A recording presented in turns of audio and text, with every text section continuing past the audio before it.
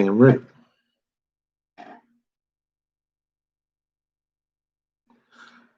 What's going on, good people? Welcome back to the Wave of the World podcast. I'm so excited and happy for you to be here. Happy to be talking with y'all. I finally found a little consistent schedule for me to continue during the podcast because I know y'all love it. I appreciate anybody who's given me feedback on it. All of my friends who support me, who have been buying merch. It's crazy. I didn't think I would really sell anything of my own, but I'm happy to. Happy to see all my people basically matching me, matching my fly. I don't like going out in public places and everyone feel like they're not at their best. Like I want everybody to shine. So that's why I really created the shirts. Is I want all my people to look fly. You know what I mean? Little side note about the merch. So anybody that has purchased merchandise up to this point, there will be another merch drop probably around my birthday, which is November 18th. The people who have bought shirts so far and the people on the Patreon, they will get first dibs on the shirts. They will know about it before anybody else knows about it. So if you want to hop in on the pre-order of the shirts, go you can check it out on my Instagram page. I think it's under the highlights. And you can also go to Wait for the World podcast on Instagram as well. And shoot me a DM if you want to buy a shirt. And that's that. But anyways, we're going to hop right into these topics. Now, last night, the Los Angeles Dodgers closed out the series to win the World Series against the Tampa Bay Rays. Now, I personally wanted the World Series to be the Yankees and the Dodgers because there's a lot of controversy in baseball right now because the past, well, not last year, but the previous 3 years before that, the winners have been the Houston Astros and the Boston Red Sox, and both teams got caught and accused of cheating by stealing signals and having technology that the other team did not have. So they had an unfair advantage. And a lot of people in baseball called for their championships to be revoked, but the commissioner, Rob Manfred, who got booed last night, didn't take it away from them. And I think they deserve to have their championships revoked. There's only been one World Series that wasn't played. I believe it was in 1994 and 1995. And it was because the players went on a strike and they just literally did not have a World Series. So there's no World Series champions. You can do a similar instance for this situation. Just revoke it, take all the rings back, and then there's just no champion for 3 years. I know it's kind of weird, but happy the Dodgers won. Shout out to Mookie Betts. He's one of my favorite baseball players to watch. 1, because he's a black man. 2, because he's from Tennessee. And 3, because I used to play against him, and a bunch of people that I know him, and I know him too. He's just he's a pretty dope dude. Happy for the city of LA right now because there was a lot going on at the beginning of the year because y'all were the first to shut down in the country of US of A. Glad y'all got these sports to tide you over a little bit, even though like it's kind of weird like how the sports turned out this year. Happy for LA, man. Happy for LeBron. Happy for Mookie. I'm also happy for November 3rd. I am ready for this election to be over. It always to me, this is what it feels like. I don't know about you people, but to me, it always feels like you never hear from local or nationwide politicians until the year that they're trying to get elected. And if they run the whole race, then you never stop hearing from them. But if they drop out, you don't hear from them again. Unless a situation like Kamala Harris, where she dropped out and then Joe Biden asked her to run as vice president. That's the only real reason. Like, from when she dropped out, I think back in like May or June, didn't hear from her since August or July, whenever she announced that she was running as or was going to be the running mate for Joe Biden. But either way, like, I am tired of hearing from both sides. Don't know what other job you can apply for, and they take you seriously at 70 years old, but President of the United States.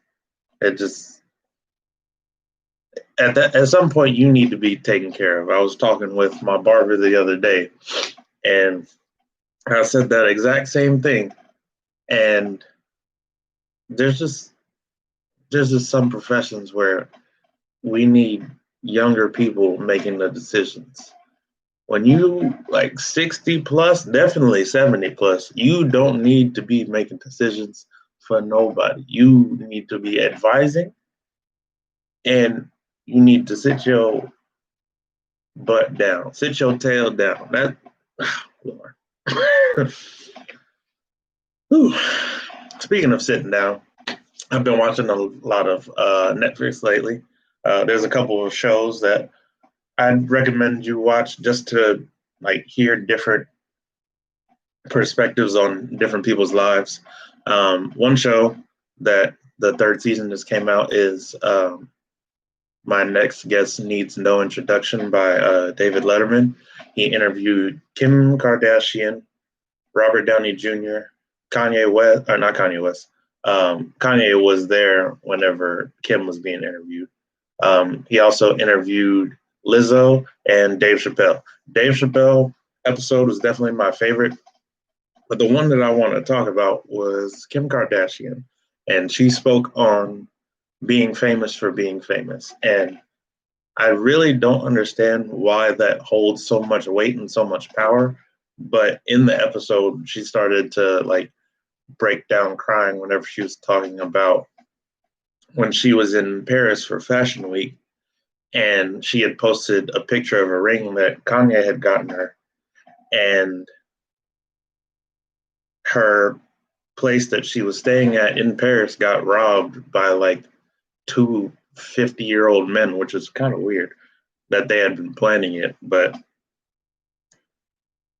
at what point does being famous matter? I don't know if that question kind of like, I don't know if it makes sense 100%, but why should somebody's life be in danger just because they're famous? I've also been watching Atlanta, hilarious show.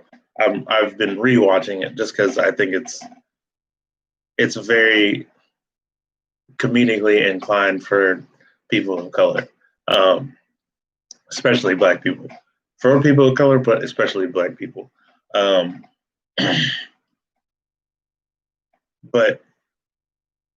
I don't get why.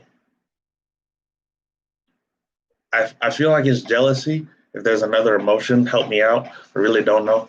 Other than jealousy and like greed and like not being okay with like who you are, to want to rob somebody who's famous for being famous. I don't really get it.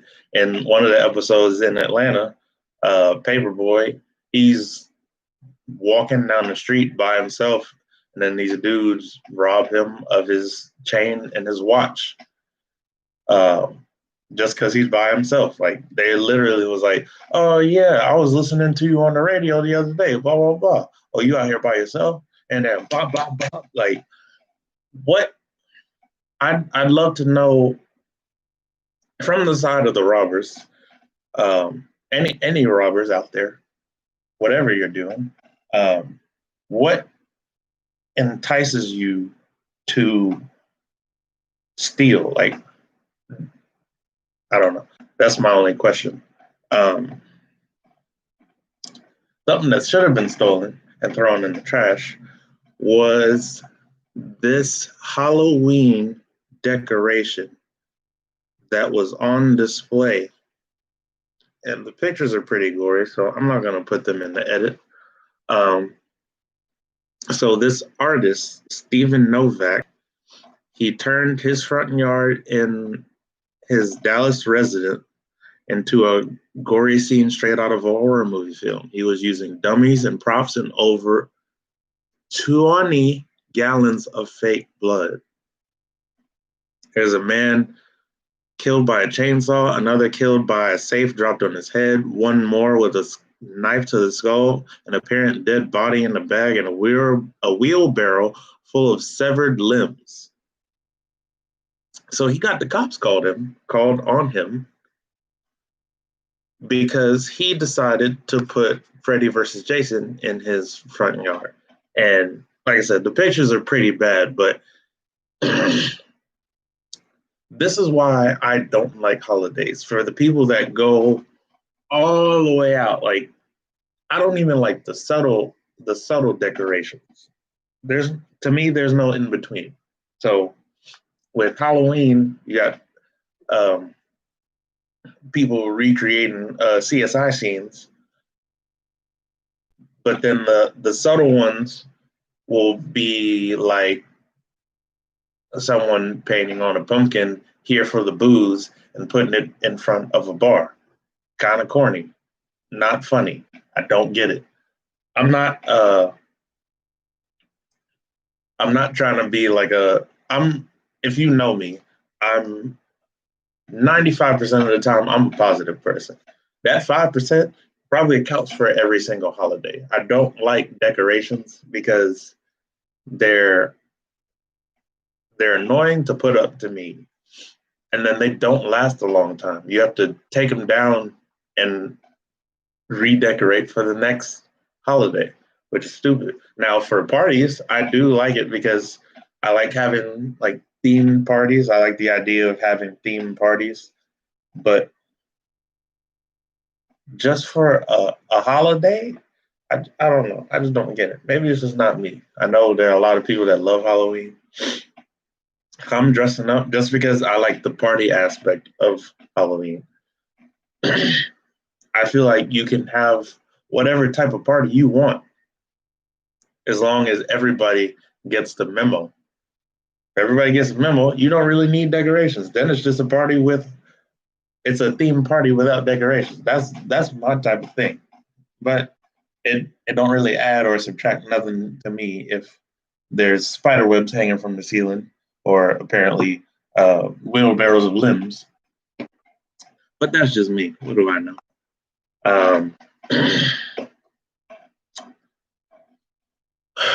What else do we got today? So, the day that I'm recording this episode, October 28th, it is National First Responders Day. And I'd like to take this time to thank any first responder, firefighter, ambulance driver, essential workers, all of you. Definitely, I said this about teachers, say the same thing about first responders. Don't think you get, well, I actually don't know. Don't know what you get paid, but I'm sure it's not enough. But you can say that about any profession, I think. But I'd like to tell y'all a little story about my grandfather. I was telling this to one of my friends the other day. I don't like to brag about it because I didn't really do it, but it's kind of cool to know. So my grandfather used to drive ambulances in New York, and I forgot how many years that he did it, but he was the ambulance driver for Martin Luther King whenever he was shot. Now, MLK had been shot multiple times in different states and cities. The one where he was killed was in Memphis, and that's not the one that I'm referring to. Forget what state it's in. Forgive me. I have the news article to prove it and everything. But yeah, my grandfather drove the ambulance whenever he was shot. I'm pretty sure it was in New York. He did drive ambulances in different states, but I'm pretty sure that the one that he is in the newspaper of him was in New York. And he never really talked about it. My grandfather passed away last year. He never talked about it. He never bragged about. He was just a humble worker. He worked like 3 jobs, but that was my dude. He always used to tell me that MLK was a pimp, which I'd find hilarious. Imagining such a well-spoken activist like walking down the street in like an all-white suit with the gator shoes and a little pimp cane. That's just hilarious to me. And I'm gonna march for Selma, for freedom, like that. That'd be a cool Halloween costume. If you went, bear with me, in my mind just going places. If you went somewhere on Halloween dressed up as MLK as a pimp, saying I have a dream, I would probably give you all the money in my pocket. Only reason I say that right now is because Halloween is in 3 days and y'all ain't getting none of my money. But anyways, I thought that was a cool little story. I thought I'd share with y'all. Like I said, I don't really talk about it a lot unless people ask. But yeah. Speaking of MLK, in the same vein, a lot of protests are going on across the nation. There was one that happened in Philadelphia over the death of Walter Wallace Jr. that ended in a proposal. Now, I know everybody needs a story to tell, but Maurice Small brought the question to Tanisha Pennington, and it was right in the middle of the street in a protest.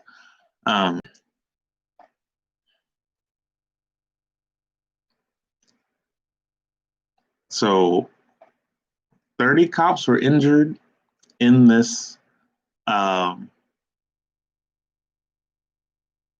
protest.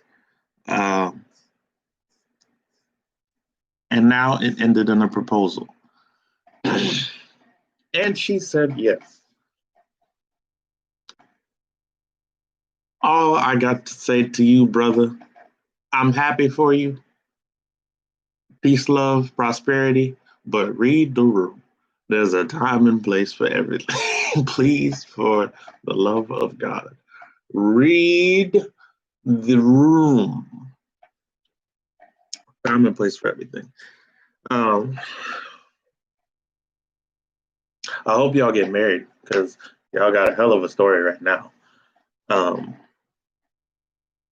Yeah, he proposed to me on 36 in Lenox, right next to the rubber bullets and the gas masks. Good Lord.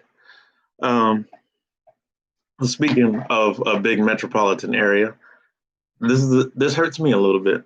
It doesn't hurt me, but it doesn't shock me.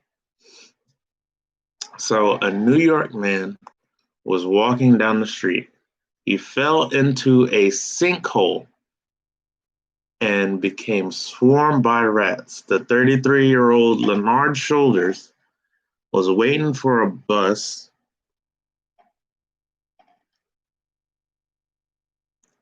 He tried to hold on to the bus stop. There are like signs at the bus stop. He went straight down and started yelling at his mom and said, "Ma, The rats down here was ridiculous. They're so big. Now, if you've never been to New York, I know the city's dirty. Everybody knows the city's dirty, but you kind of just like ignore it after a while. I don't know why. The subways had just been cleaned in, what was it, like 100 something years because of coronavirus. So we know that they're the rats and the pigeons. Now the pigeons aren't that bad because they just be minding their own business. You don't mess with them, they don't mess with you. But the rats be wild out here. I saw one time when the trains were coming, it walked across the whole set of train track, and there was 5 trains in this one train station, or 5 train tracks in this one train station, and it pulled a whole slice of pizza. And if you've been in New York, you know how big the pizzas are. Pulled a whole slice of pizza across the tracks, waited when he heard the trains coming, and then proceeded to move on because apparently he had a long day at work and he had to go home and feed the kids. This man waited for over an hour until firefighters and police officers rescued him. Good God, an hour? I would die immediately. The rats, just for visual purposes, they're probably like about this big without the tail, and then with the tail, probably like this big. Not lying. It's probably like the size of like salmon that you find at a grocery store. This man fell 15 feet down into a hole. That probably, if he, so now this man has to live with that. To say that. Couldn't be me. That's all I got to say. I've had dreams of me having a car accident because I've fallen asleep while I was driving before.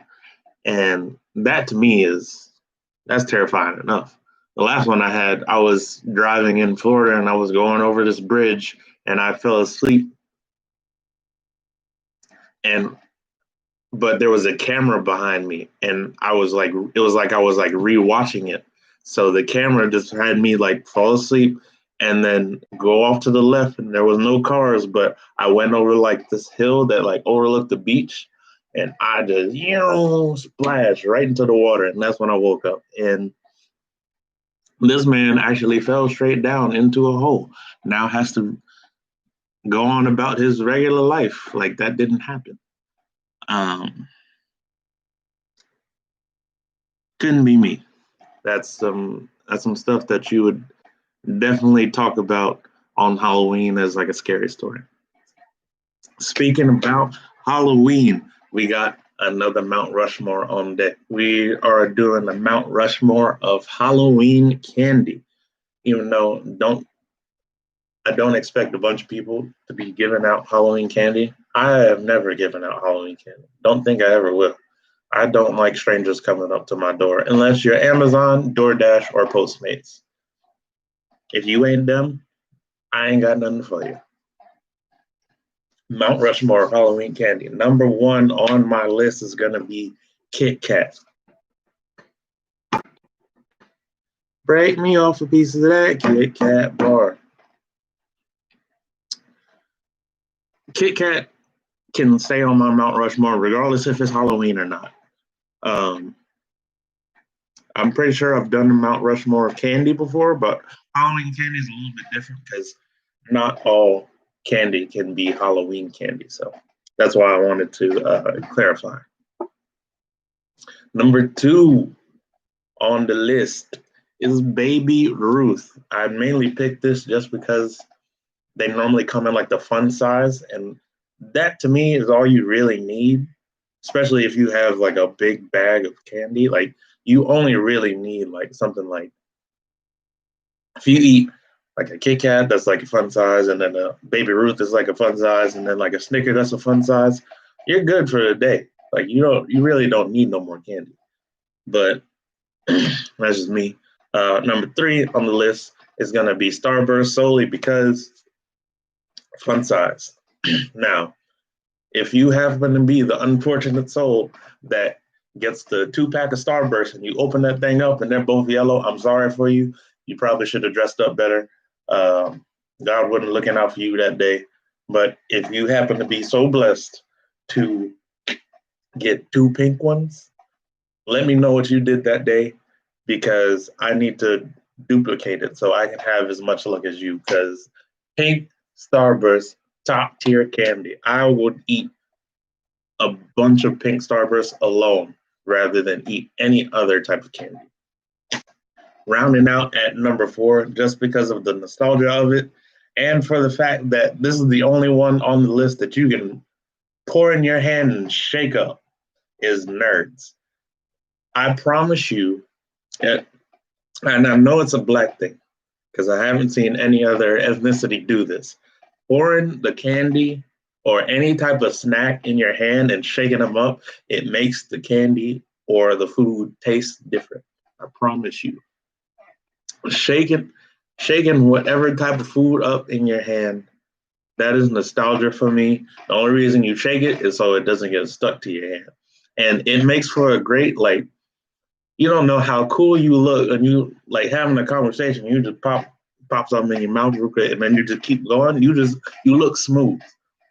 It's aesthetically pleasing. Thank y'all for joining me today. It's been a little bit serious, a little bit of nonsense. I ended more with nonsense, but thank y'all for supporting me. New episode coming out next week, so y'all get back to back. I'm going to stick with this format of doing an episode at the beginning of the month and the end of the month. Thank you all for joining me. I've been your host, Jacob Bodega, Wave of the World podcast.